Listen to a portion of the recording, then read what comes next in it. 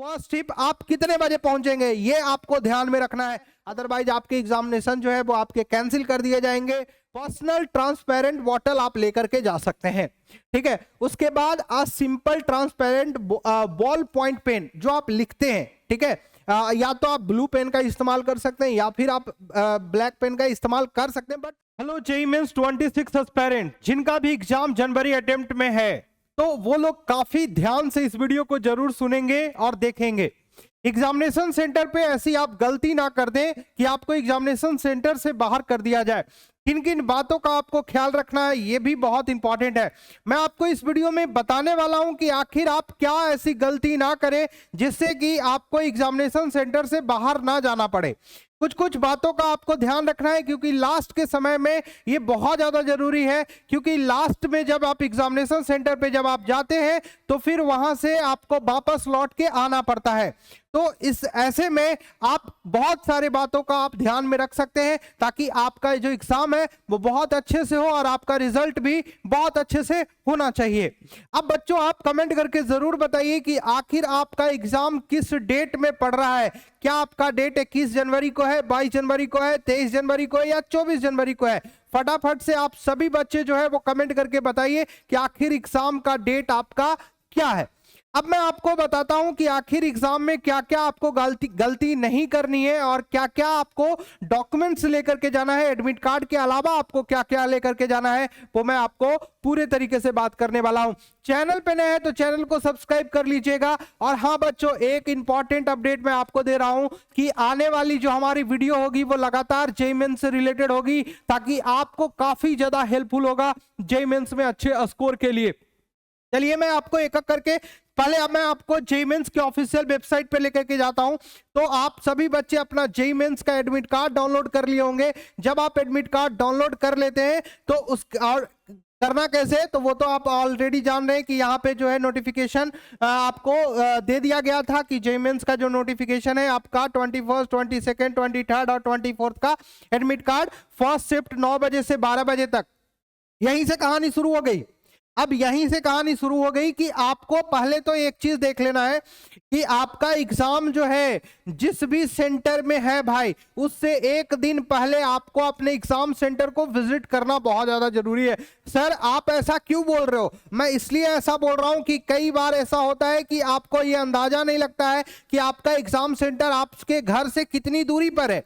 और ऐसे कंडीशंस में क्या होता है कि जब आपको ये पता नहीं है कि आपका सेंटर कितने दूरी पे है, तो आपके साथ जाम का समस्या हो सकता है, लेट पहुंचने का समस्या हो सकता है, और ऐसे कंडीशंस में आपके एग्जाम जो है वो छूट सकते हैं। ठंड का मौसम है, बहुत आपके साधन क्या हो सकते हैं, आपकी साधन से आप जा सकते हैं, उस सेंटर तक का पहुंचने का रास्ता क्या है, इन तमाम बातों को आपको ध्यान रखना बहुत ज्यादा जरूरी है। बच्चों फर्स्ट शिफ्ट जो है वो 9 से 12 बजे तक का है, तो फर्स्ट शिफ्ट आप कितने बजे पहुंचेंगे ये आपको ध्यान में रखना है। तो आप अपने एग्जामिनेशन से पहले कम से कम 2 घंटे पहले आप पहुंच जाइए। क्या बोल रहे हो सर, 9 बजे से एग्जाम है, 2 घंटे पहले हम पहुंच के क्या करेंगे? मत पहुंचिए। बहुत सारे बच्चे एग्जामिनेशन हॉल के गेट जब बंद होने के बाद रो के भी लगते रहते हैं, साल भर का मेहनत उनका बर्बाद जाता है। तो समय से पहले पहुंचिए ताकि आपका पूरे तरीके से अच्छे से वेरिफिकेशन हो, आप पूरे तरीके से तैयार रहें। एग्जामिनेशन हॉल में जाने से पहले अपने आप को प्रिपेयर रखें कि भाई मेरा एग्जाम बहुत अच्छा जाने वाला है, हम बेहतरीन करने वाले। एग्जामिनेशन हॉल में खुद को मोटिवेट रखना है। जब आप खुद को मोटिवेट रखते हैं ना, तो फिर आपको बहुत अच्छा रिस्पॉन्स भी आपका देखने को मिलता है और पेपर में भी काफी अच्छा रिजल्ट आपको देखने को मिलता है। उसके बाद सेकंड शिफ्ट आपका 3 से 6 बजे है, तो वो आपको ध्यान रखना है कि पहले ही आपको जो है एग्जामिनेशन सेंटर पे पहुंच के आपका दोनों शिफ्ट में एग्जाम अच्छे से देना है। बहुत सारे बच्चे का ये कंफ्यूजन है कि शिफ्ट 1 में अच्छा कौन सा पेपर ज्यादा आसान होता है, शिफ्ट 1 में पेपर ज्यादा आसान होता है कि शिफ्ट 2 में पेपर ज्यादा आसान होता है। अगर ये सब सोच रहे हो यार तो वीडियो क्यों देख रहे हो, फिर ये सब मत सोचो यार, पढ़ाई कर लो। चलो बढ़िया बात है। अब यहाँ पे ये सारी बातें आपको दी गई है और आपने पूरी तरीके से अपना एडमिट कार्ड डाउनलोड कर लिया होगा। तो हमारे पास भी एक एडमिट कार्ड है जिसको मैं आपको सामने ये प्रस्तुत कर रहा हूं। अब यहाँ पे जो एडमिट कार्ड मैं आपको प्रस्तुत कर रहा हूं, आपको 4 पेज का एडमिट कार्ड मिला होगा। पहले 2 पेज का मिलता था, अब 4 पेज का एडमिट कार्ड मिलता है। आपको ये एडमिट कार्ड आपको लेकर के जाना है, 4 पेज का कुछ इस तरीके से एडमिट कार्ड लेकर के जाना है, और इसी पे आपको सारा इंस्ट्रक्शंस बहुत अच्छे तरीके से दिया हुआ है। आपको अगर अच्छे से पढ़ने आता है तो अच्छे से आप पढ़ लीजिएगा और अच्छे तरीके से भी पढ़ लीजिएगा। बहुत सारे आपके डाउट भी होंगे कि क्या सर ठंडा है तो शूज पहन के जाना है, नहीं जाना है, आपको जैकेट पहन के जाना है, नहीं जाना है, या क्या पैंट शर्ट पहन के जाना है, ट्राउजर में जाना है या नहीं जाना है।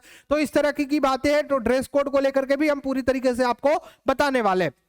अब मैं आपको एक चीज बताता हूं कि जैसे इस बच्चे का जो डेट है, एग्जाम का डेट है, वो आपको 22 जैन का इनका एग्जाम है, और रिपोर्टिंग टाइमिंग यहां देख लीजिए 7 बजे। मैंने आपको पहले ही बताया 2 घंटे पहले पहुंचिए भाई सेंटर पे, ताकि आप अच्छे से रिपोर्टिंग टाइम कर सकें और आराम से एकदम मतलब बढ़िया तरीके से आप फ्री होकर के, फ्री माइंड होकर के आप एग्जामिनेशन हॉल में जाएंगे और आपको समय मिलेगा। ऐसा नहीं कि भाग भाग के जल्दी जल्दी जा रहे हैं और फिर भाई कुछ मतलब एग्जाम लग रहा है कि मेरा मैं पहुंच ही नहीं पाऊंगा, तो ऐसे में बहुत सारा दिक्कत होता है।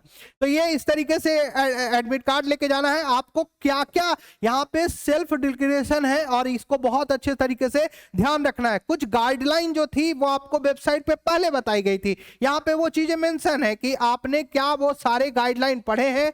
तो हाँ भाई, हमने अगर पढ़े हैं तो बिल्कुल बढ़िया बात है। और इंपॉर्टेंट इंस्ट्रक्शंस ऑफ कैंडिडेट का जो पेज 2 है वो भी आपको देखना पड़ेगा।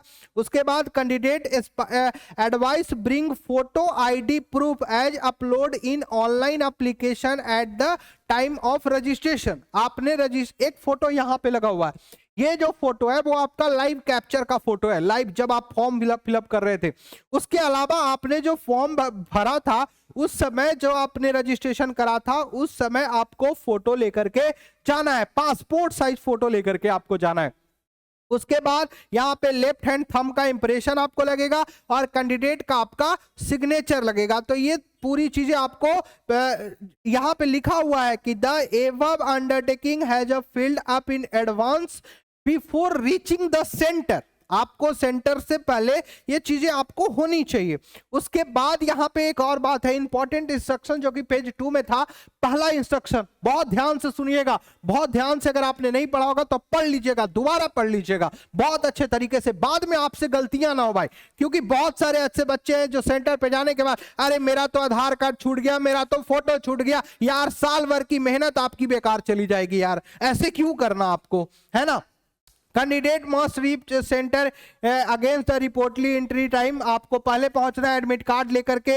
उसके अलावा आपको लिखा हुआ है कि no candidate should adopt any unfair means including any unfair examination practices if any candidate found including unfair means, वो सारी चीजें लिखा हुआ है कि अनफेयर कुछ भी नहीं करना है, अदरवाइज आपके एग्जामिनेशन जो है वो आपके कैंसिल कर दिए जाएंगे। ठीक है, वो कुछ भी उल्टा पुल्टा नहीं करना है। उसके बाद no candidate shall be permitted to enter after the gate closing time. अगर आपका गेट लॉक हो गया फिर आपको एंट्री नहीं मिलेगी। उसके बाद no candidate shall be permitted to leave the examination room hall end of examination. आपको ऐसा नहीं कि मतलब एग्जामिनेशन में आपका बनाया हुआ क्लियर हो गया, भाई मैं तो 1 घंटे में बना के मस्त हो गया, आपको बाहर जाने की कोई परमिशन नहीं है। तो पूरा का पूरा 3 घंटा इस्तेमाल करिए, पूरे तरीके से इस्तेमाल करिए उस 3 घंटे को, ताकि आपके लिए बेहतर हो बच्चों। ठीक है, ताकि आप अच्छे से क्वेश्चन पे समय दे पाए और आराम से अच्छे मार्क्स ले पाए। ठीक है, candidate will be permitted carry, ये सारी चीजें आपको लिखी हुई है, क्या क्या आपको लेकर के जाना है, क्या क्या नहीं लेकर के जाना है। तो ये पूरे तरीके से मैं आपको थोड़ा मोटा मोटी चीजें आपको बता देता हूं। पर्सनल ट्रांसपेरेंट बॉटल आप लेकर के जा सकते हैं। ठीक है, उसके बाद a simple transparent ball point pen जो आप लिखते हैं, ठीक है, या तो आप ब्लू पेन का इस्तेमाल कर सकते हैं या फिर आप ब्लैक पेन का इस्तेमाल कर सकते हैं, बट वहां खुद मिलता है, सेंटर पे तो बिल्कुल मिलता है, और ट्रांसपेरेंट आप लेके जा सकते हैं। उसके बाद admit card download from NTA website, आपको वेबसाइट से एडमिट कार्ड डाउनलोड करना है। एडिशनल में एक passport size photograph for attendance sheet और original valid ID proof as upload in the online application form.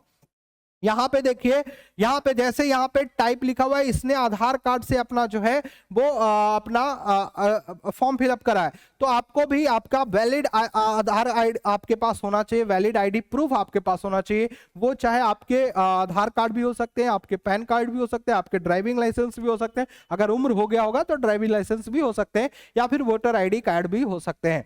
ठीक है, ये सारी वैलिड चीजें हैं। उसके बाद अगर आपने ये candidate be advise bring photo ID proof upload in online application at the time of registration, ये सारी चीजें हैं। उसके अलावा पीडब्ल्यूडी और पीडब्ल्यूबीडी कैंडिडेट्स मस्ट भी, ये सारा relaxation under the PWD category के लिए सारी चीजें हैं कि उनको कुछ एक्स्ट्रा टाइम वगैरह भी है उसमें इंक्लूडेड है। The examination will be held according, ये सारी चीजें हैं, तो टाइम से आपको पूरे तरीके से आपको मिल जाएगा जो भी टाइमिंग है।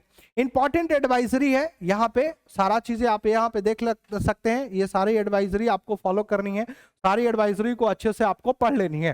ठीक है, लास्ट वाला थोड़ा इंपॉर्टेंट है, यहाँ पे डिक्लेरेशन है फ्रॉम नॉन आधार कैंडिडेट, जिन्होंने भी आधार कार्ड से अपना फॉर्म फिलअप नहीं करा है, रजिस्ट्रेशन नहीं करा है, उनके लिए ये सेल्फ डिक्लेरेशन है।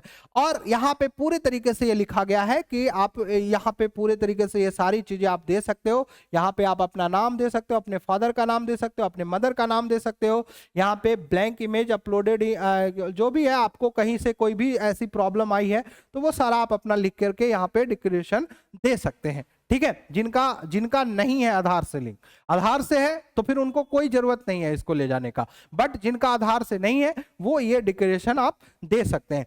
तो ये बच्चों पूरा का पूरा एडमिट कार्ड से रिलेटेड पूरी आपको मैंने जानकारी दे दी। अगर इस तरीके से आपने ऐसी कोई भी चीजें करी, आपको एग्जामिनेशन हॉल से बाहर निकाल दिया जाएगा और फिर आपको एग्जामिनेशन में बैठने भी नहीं दिया जाएगा।